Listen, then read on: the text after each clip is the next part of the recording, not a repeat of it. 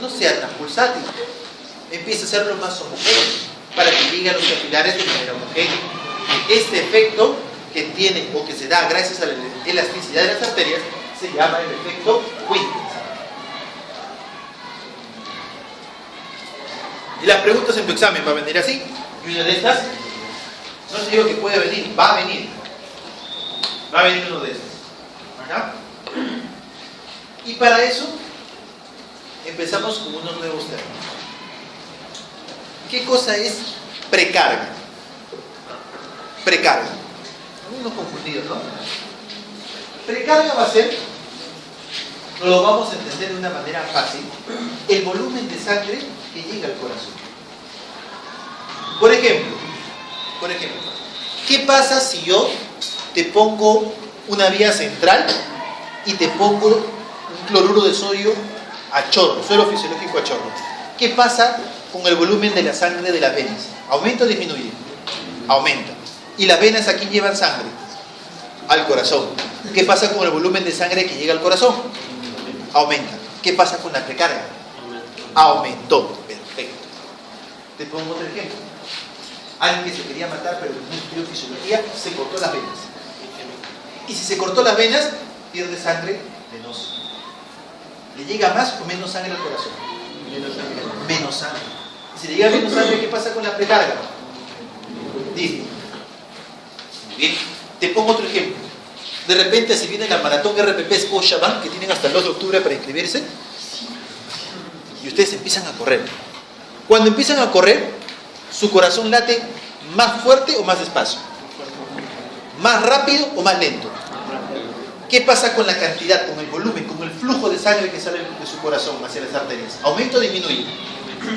Y si las arterias le llevan más sangre a sus músculos, las venas recogen más o menos sangre de los músculos. Si le estoy llevando más sangre, entonces el flujo de sangre que recoge las venas es mayor. Y si hay mayor flujo de sangre en las venas, ¿qué pasa con el flujo de sangre que llega al corazón? ¿Qué pasa en el ejercicio con la precarga? ¿Qué pasa con la precarga en el reposo? Eso es precarga. Y ahora van a ver que se va a hablar de precarga. Eso es precarga. Primer ejemplo. ¿Qué pasaría acá? Si yo aumento la precarga, ¿qué pasaría con estos puntos? Que hará por ponerle A, B, C, D. Imagínate que este es el punto A, este es el punto B, el punto C y el punto D. Si hablamos, ¿qué pasa si aumenta la precarga? Profe, si aumenta la precarga, eso lo voy a ver en la fase de llenado. Claro, en la fase de llenado. ¿Qué pasará con el punto B? ¿Desplaza hacia la derecha o hacia la izquierda? ¿O no se mueve? Desplaza hacia la derecha. Y si en el examen te pone, ¿qué sucedió? ¿Qué cambio indican las líneas punteadas? ¿Qué pasó acá? Aumentó la precarga, disminuyó. Aumentó la contractilidad, disminuyó. Aumentó la poscarga o disminuyó. ¿Qué cosa aumentó acá? La precarga. ¿Acá? Precarga. Siguiente ejemplo. Vamos a ver la contractilidad. Contractilidad es la fuerza con la que se contrae tu corazón. También conocido como inotropismo. Son sinónimos. Contractilidad o inotropismo. Imagínate, nuevamente, estás tranquilo, en reposo, y de repente vas a tomar un platónico. ¿Qué pasa con tu corazón en ese momento? ¿Se contrae más fuerte o más despacio? Ves a tu amor platónico, te desesperas, tu sistema nervioso simpático se activa, ¿tu corazón late más fuerte o más despacio? Más fuerte. Pregunta, en ese momento, ¿tu corazón se había llenado con más sangre? ¿Habías aumentado la precarga? ¿Pero qué hiciste? Que se contrajera con más fuerza. Vamos a ver su representación. Si se contrae con más fuerza, el cambio lo vamos a ver en la fase de contracción. Si yo estoy generando más presiones, esta contracción y su volumétrica, ¿cómo se verá? Aumentar. ¿Qué pasará con la presión? Aumenta la presión. Profe, cuando yo tengo un aumento de la contractilidad o aumento del inotropismo, la presión que se genera en mi corazón es tanta que expulsa una mayor cantidad de sangre. Mira, las válvulas se abren a cierto nivel, pero la presión que se genera es mucho mayor. Entonces la sangre que bota es mucho mayor. Este punto de acá ya no llegará hasta acá. Como ahora estoy contrayendo con más fuerza, llegará hasta por acá. Profe, a ver, acá se me dice, ¿qué cosa ha pasado? Mi corazón antes generaba esta presión y esta presión se contraía, se abrían las válvulas y expulsaba la sangre, expulsaba hasta acá. Ahora mi corazón se ha contraído tan fuerte que la sangre lo expulsa con mucha más fuerza. Antes se expulsaba solamente, digamos, 50, ahora me ha expulsado 70. ¿Qué ha pasado acá, profe? Ha aumentado la contractilidad, también conocido como el inotropismo. Lo último, la poscarga. Para muchos, el término más difícil de entender, la poscarga. Poscarga, entendámoslo como todo aquello que va a impedir que la sangre salga del ventrículo. Todo aquello que la sangre impide que salga del ventrículo. Por ejemplo, ¿qué pasaría si la válvula, en vez de abrirla, la válvula aórtica, en vez de abrirla totalmente, la abro solamente hasta la mitad? ¿Es más fácil o más difícil que salga la sangre? ¿Qué pasó con la poscarga?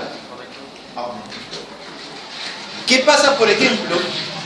A ver, si la sangre en tu arteria, aorta es 100, ¿cuánto tiene que ser la presión que genera el ventrículo para que la sangre pueda ir del ventrículo hacia las arterias? Mayor de 100, 101, 110, 120, 130. ¿Qué pasa, por ejemplo, si tú no haces ejercicio, comes papas, comida chatarra, todas las semanas fumas, tomas, y en la semana de medicina ni qué hablar? ¿Qué pasa con tu presión arterial? ¿Aumenta o disminuye? Aumenta. Digamos que ya no es 100, digamos que ahora es 150. ¿Qué pasa con el ventrículo? ¿Es más fácil o más difícil que la sangre salga hacia las arterias? Más difícil. ¿Qué pasó con la poscarga? ¿Aumentó o disminuyó? Aumentó. Pregunta, ¿cuál es la expresión clínica de la poscarga? La presión arterial. Es más, algunos dicen presión arterial igual a poscarga cuando hablamos clínicamente.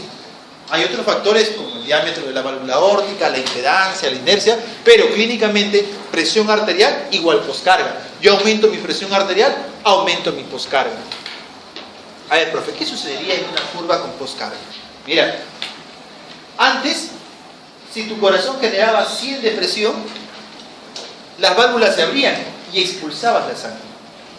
Ahora no, ahora tienes que generar 150 para que las válvulas se puedan abrir y recién expulsar la sangre. Y es más, ni siquiera la expulsas todo. Antes expulsabas 50, ahora estás expulsando 40 nada más. ¿Por qué? Porque aumentó la poscarga.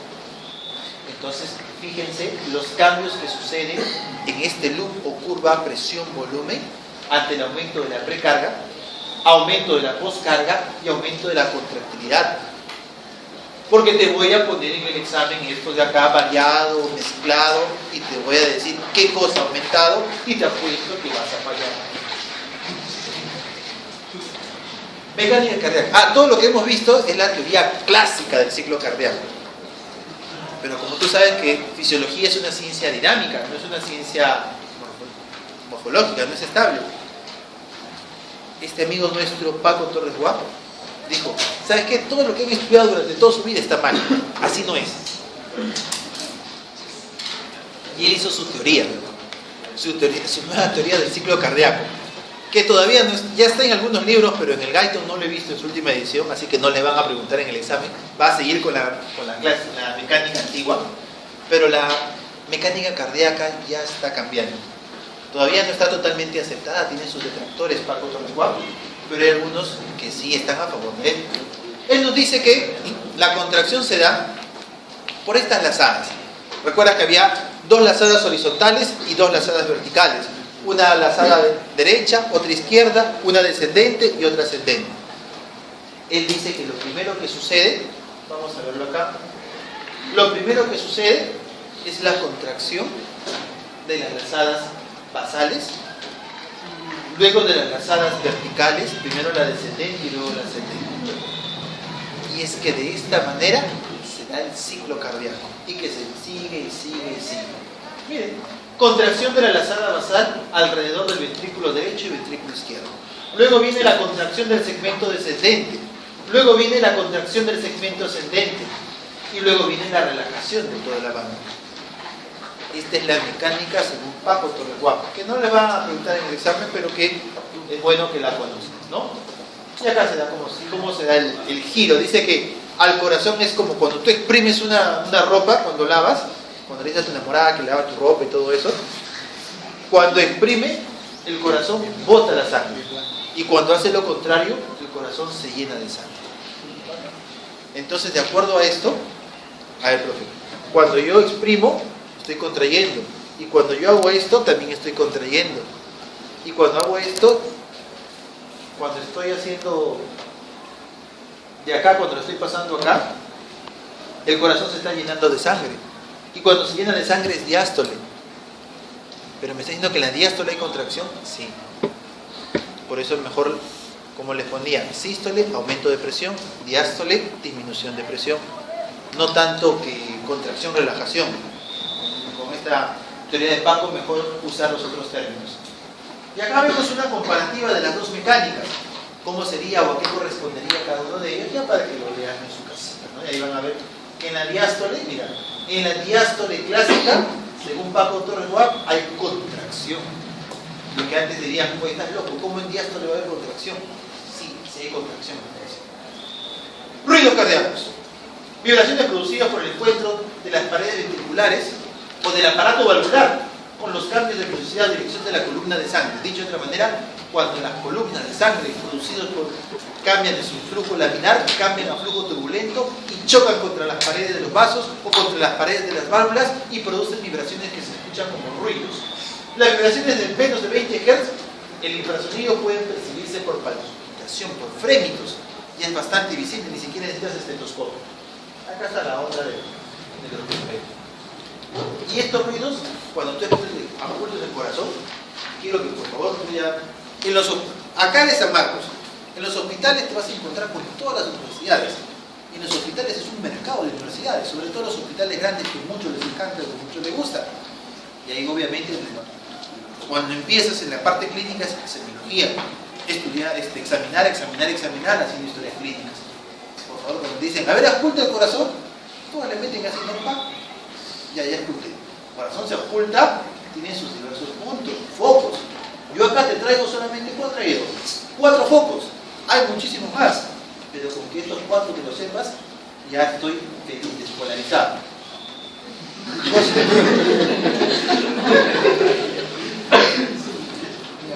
Cosa curiosa, cuando la aorta sale con dirección hacia la derecha. Cuando la pulmonar sale con dirección hacia la izquierda. Esto hace que la propagación de la vibración de los sonidos, para el caso de la válvula aórtica, se escuche mejor en el lado derecho. Y de la pulmonar se escuche mejor en el lado izquierdo. Profe, entonces tú ves, segundo espacio intercostal, que te lo guías por el ángulo de Lois. Claro que sí, como gordito, es un poco más difícil, ¿no? Pero te lo guías por el segundo espacio de Lois. Segundo espacio intercostal por el ángulo de Lois. Paraesternal derecho, foco aórtico. Paraesternal izquierdo, foco pulmonar. Profe, bajas, segundo, tercero, cuarto, quinto. Quinto espacio intercostal, paraesternal izquierdo, foco tricuspídeo. Quinto espacio intercostal, línea medio clavicular, foco mitral. Ahí sí, la mitral está a la izquierda y la tricúspide está a la derecha. Pero acá, la aorta está a la izquierda, pero su foco es a la derecha. La pulmonar está a la derecha, pero su foco es en la izquierda. ¿Ya? Acuérdate. Y de acuerdo a eso tú vas a poder decir, ah ya, yo he escuchado el soplo en el foco mitral, hay una patología mitral. O he escuchado un soplo en todos los puntos del corazón, pero donde lo he escuchado más fuerte es en el foco aórtico. El problema es en la aorta. Tú vas a poder decir, y después vas a escuchar el soplo ha sido en sístole, en diástole, y le vas a ir aumentando cositas más, y tú te vas a dar cuenta que sin querer queriendo y sin saber cómo, vas a decir así un soplo sistólico, lo sistólico, diastólico, 3/4/5/6, con foco con foco pulmonar que corresponde a tal patología. Solamente escuchando, ¿no? Eso es lo bonito de la clínica. Los ruidos cardíacos, ya saben que eran los producidos por las válvulas, por el cierre o apertura. Por el cierre. El sonido, el primer ruido cardíaco, o S1, se da por el cierre de las válvulas aurículos ventriculares. El segundo por el cierre de las válvulas sigmoideas. Muy bien. El primero es de baja frecuencia. Muchos lo relacionan con el lu. Lu, du. Lu, du. Lu, du. Entonces tú escuchas y tú dices, este es el primer ruido, este es el segundo ruido. Tú lo escuchas chévere. Tienes que diferenciar el primer del segundo ruido. Al comienzo, profe, los dos ruidos son iguales, ya, palpa el pulso. Cuando tú sientes el pulso, el ruido que está ahí es el primero. Pero vas a ver que tú vas a poder escuchar el primer y segundo ruido y lo vas a poder diferenciar. Las válvulas izquierdas se cierran un poquito antes que las derechas. La mitral, profe, se cierra antes que la tricuspide. Mayor frecuencia, el du. Su sonido más fuerte, más seco. Du. Cierre de válvulas sigmoideas. La válvula aórtica se cierra antes que la pulmonar, primeramente izquierdas antes que derechas.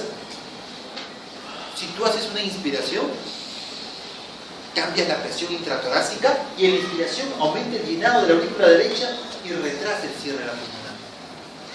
En Valsalva, como cuando estás un poquito constipado del estómago, cuando haces esa maniobra, disminuye el llenado de la aurícula derecha y acerca el cierre de la pulmonar y la aórtica.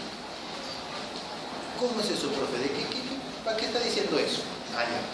Se dice que el oído humano no puede diferenciar este pequeño desliz que hay entre el cierre de la mitral y la tricúspide, porque es muy pequeñito.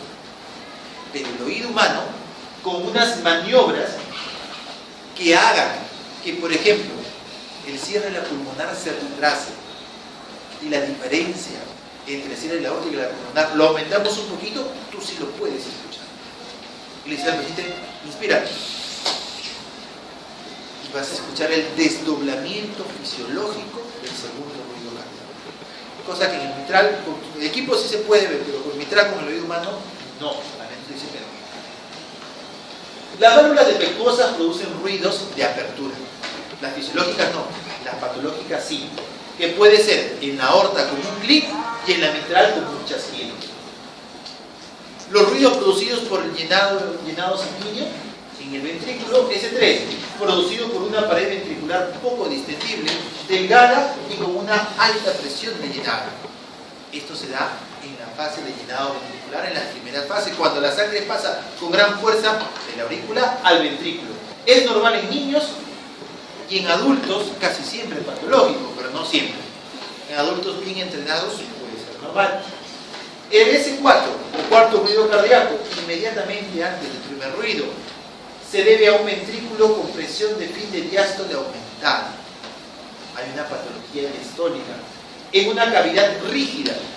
Si es rígida, hay poca distensibilidad o poco compliance. Y la contracción auricular, además potente. Tú sumas todo esto y tienes el cuarto ruido cardíaco, que siempre va a ser patológico. Acá está, ¿no? Segundo ruido cardíaco, cierre de la válvula aórtica. Primer ruido cardíaco, cierre de la válvula mitral. Apertura mitral o chasquido mitral. Apertura aórtica o clic aórtico. Y ahí también encontramos a los cuatro ruidos. Finalmente, llenado ventricular. Las aurículas muchas veces le hacemos bullying. Pensamos que no sirven para nada, pero sin ellas no podríamos hacer nada. Recuerden que el ventrículo se llena solamente durante diástole. Las aurículas se llenan durante la diástole y la sístole. Profe, los ventrículos se llenan solamente durante diástole porque hay unas válvulas que impiden que se llene durante todo el ciclo cardíaco. Pero entre las venas y las aurículas no hay válvulas funcionales que impiden que se llenen. Hay válvulas que son remanentes de tu etapa embrionaria, pero que en el adulto no están funcionando. Eso hace que durante todo el ciclo, esté acumulando sangre en las aurículas para que esté listo para cuando abras las válvulas auriculoventriculares. El símil o el análogo que yo me pongo, imagínate, tanto tiempo sentado, vas al baño, bajas 1 o 2 kilos y luego jalas la palanca, y cuando jalas la palanca se abre y pasa todo el agua del tanque y pasa el submarino, se va al desagüe acá. Ahora intenta hacerlo lo mismo con el tanque vacío, por más que la manguerita esté llenando durante todo el rato. No pasa. Como la conexión. Como no hay una cantidad de agua acumulada que pueda pasar con gran fuerza, no se puede dar el funcionamiento adecuado. Igual, si no fuera por las aurículas que están almacenando sangre durante todo el ciclo cardíaco, no habría cantidad de sangre suficiente para que pueda pasar de las aurículas al ventrículo en ese lapso, periodo de tiempo que se abren las válvulas auriculoventriculares. Esto es lo que me dice. Función atrial, uno de ellos, llenado ventricular. Otro de ellos, van a funcionar como reguladores. Mecanorreceptores de estiramiento. Las aurículas tienen receptores que cuando se estiran mucho, ¿cuándo se va a estirar mucho? ¿Cuando aumenta o cuando disminuye la precarga? Cuando aumenta la precarga. Y cuando aumenta la precarga y se está estirando mucho tus aurículas, las aurículas van a producir un reflejo llamado reflejo de Bainbridge. Sí. Y dice, oye, me está llegando tanta sangre porque me estoy extendiendo un montón, entonces tengo que botar toda esa sangre. ¿Y cómo la boto? Aumentando el flujo sanguíneo por minuto, aumentando el gasto cardíaco. ¿Y cómo aumento el gasto cardíaco? Aumentando la frecuencia cardíaca. Hace que el nódulo sinusal se contraiga a un mayor ritmo. Y puedo botar más sangre porque me está llegando más sangre. Lo otro, péptido natriurético atrial, tipo A y tipo B, que se producen en el corazón. También hay unos que se producen en el cerebro. Profe, es liberado por la distendiporte cuando se distienden las aurículas, cuando hay mucha angiotensina 1, cuando hay mucha angiotensina 2 o endotelina 1, la aurícula lo detecta. Y en respuesta a la distensión o a la angiotensina o a la endotelina, me va a liberar el péptido natriurético. ¿Y qué va a hacer el péptido natriurético? Va a producir vasorelajación y diuresis. Estos de acá producen aumento de la presión. Estos de acá producen disminución de la presión. Es decir, es un contrarregulador, es un mecanismo regulador. Por ejemplo, si hablamos de la angiotensina 2, del sistema renina-angiotensina-aldosterona. Y acá está lo que hace. Su poder endocrino, que tiene un montón de cosas de efectos. ¿Vale? Han pasado tantos años desde su descubrimiento, tantísimos años, que sigue siendo uno de los pilares fundamentales en la evaluación cardiológica. Y no solamente en la evaluación cardiológica, sino para muchas otras especialidades. El electrocardiograma es fenomenal. Yo que estoy metido en la parte de la neurología, por ejemplo, mis pacientes, electrocardiograma diario o interdiario, porque si sucede un ACV isquémico generalmente es por culpa del corazón, y yo lo voy a saber con un electrocardiograma, y eso me ayuda un montón. Es un pilar fundamental en el diagnóstico, ¿no? ¿Qué nos dice? A ver, vamos a verlo. El electrocardiograma se produce gracias a que se forma un dipolo eléctrico. ¿Qué quiere decir un dipolo eléctrico? Bueno, un capacitador. Este capacitador va a ser la membrana celular, en este caso la membrana del músculo cardíaco. Y esta membrana va a tener una carga por un extremo y otra carga opuesta del otro extremo. Y por el principio de la electroneutralidad, si yo tengo 10 cargas negativas en un lado, tengo que tener 10 cargas positivas en otro lado. Esta diferencia de cargas, por un lado negativo y por otro positivo, me forma el dipolo eléctrico, que me va a poder permitir el paso, el flujo de corrientes a través de los canales sinóticos, por ejemplo. ¿no? El circuito local que se forma, o que se forma gracias a este dipolo eléctrico, la fuente, ingreso de cargas positivas para la despolarización del miocardio. Las cargas positivas que van a entrar es sodio y particularmente en el miocardio también una gran cantidad de calcio. Profe, salida de cargas positivas, la corriente capacitativa. Y el sumidero o el tierra, como le dicen, van a ser el sitio de salida de las cargas positivas. Vamos a entenderlo mejor acá. Tenemos a nuestra célula. Y nuestra célula miocárdica que en reposo está con negativo en el lado interno de la membrana. Tenemos luego tres camaritas. Una cámara A, una cámara B y una cámara C. Y van a hacer fotos eléctricas del corazón. El electrocardiograma no es más que fotos eléctricas del corazón. Profe, si es negativo adentro, será positivo afuera. Y eso está en reposo. Cuando se produce la despolarización, se produce un cambio de estas cargas. Profe, por ejemplo, esta onda de despolarización va a ser que donde era negativo, ahora va a ser positivo. Y donde era positivo afuera, ahora va a ser negativo. Y esta onda de despolarización va a empezar a viajar por el resto de la membrana celular y va a estar despolarizando a la célula miocárdica. Cuando se repolariza, profe, ya, a ver, se ha despolarizado todo, toda mi carga es positiva dentro, toda la célula está despolarizada y afuera todo es negativo. Después de que se despolariza, ahora tiene que repolarizarse y voy a ver una onda de repolarización que va a estar haciendo lo contrario que esta, llevando cargas negativas al interior y poniendo cargas positivas al exterior. ¿Hasta ahí estamos bien? Chévere. Ahora empecemos con las fotitos. Esta foto, estas camaritas A, B y C, lo que van a hacer es tomar fotos eléctricas de la despolarización y repolarización. Y esta foto va a decir, o estas cámaras va a decir, cuando la onda de despolarización se acerque, yo voy a dibujar, pintar hacia arriba. Cuando la onda de despolarización se aleje, yo voy a pintar, dibujar hacia abajo. Profe, entonces, por ejemplo, si yo tengo esta onda de despolarización, ¿qué dirá la cámara B? ¿Hacia arriba o hacia abajo? ¿Qué dirá la cámara A? Acá sí te agarré. ¿Qué diría la cámara C? Primero hacia arriba, cuando se está acercando, y luego cuando se está alejando, hacia abajo. Acá está lo que dijiste. La B hacia arriba, la A hacia abajo, la C primero se acerca hacia arriba, luego se aleja hacia abajo. Y mira tú, se va formando mi electrocardiograma. Yo te lo dejo para que lo leas. Repolarización. En la repolarización es todo lo contrario.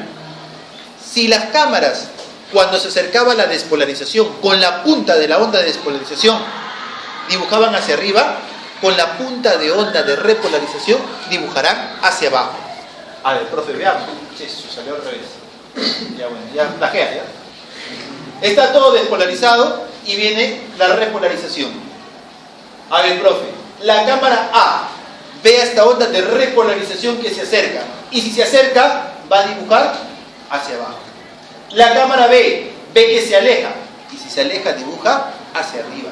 La cámara C, profe, primero se acerca hacia abajo, luego se aleja hacia arriba.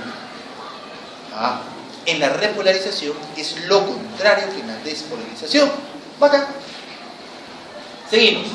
Peculiaridades del miocardio. A ver. No sé si te has dado cuenta.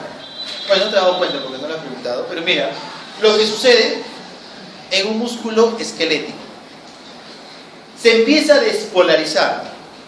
De este lado se produce la despolarización. Si primero esta célula fue la que se despolarizó y esta fue la última que se despolarizó, ¿cuál es la primera célula que tiene que repolarizarse? Profe, tendría que ser esta. Sí, nuevamente, mira. Primero la onda de despolarización. Se despolarizó esta, luego esta, luego esta, luego esta, luego esta, luego esta, luego esta, luego esta, luego esta. ¿Cuál es la primera que se repolariza? La primera que se despolariza. Y eso sucede en el músculo esquelético estriado. Y viene una onda de despolarización. Y donde inició, también viene la onda de repolarización. Pero tú sabes que el corazón es contreras. El corazón siempre hace todo lo opuesto a lo que debería hacer. Profe, en el corazón, las propiedades eléctricas del endocardio es diferente a las propiedades eléctricas del epicardio.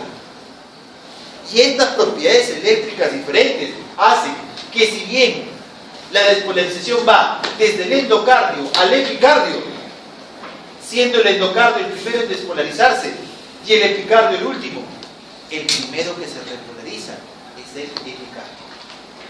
Es decir, último se despolariza y primero se repolariza. ¿Y cómo dibujaría? A ver, un electrocardiograma, un electromiograma de tu músculo. Despolarización. ¿Cómo toma esta camarita? Profe. Despolarización. Si se acerca, hacia arriba. Repolarización. Si se acerca, hacia abajo. A ver la de acá. Esta camarita, ahora es el corazón. Si se acerca, hacia arriba.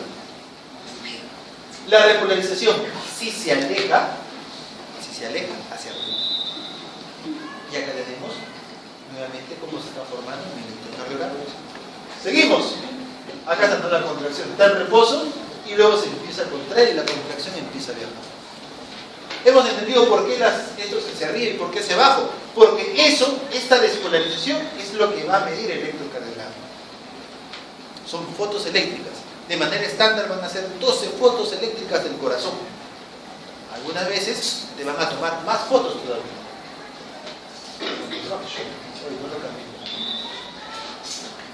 Hasta ahí estamos bien. Vectores. A ver, este electrocardiograma, el corazón, lo tenemos que ver en 3D. No solamente un corazón así dibujado. Ay, no vayas a hacer tú de lo que dibuja el corazoncito, ¿no?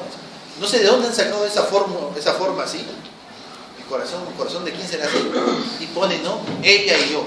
No, muchachos, el amor no está ahí.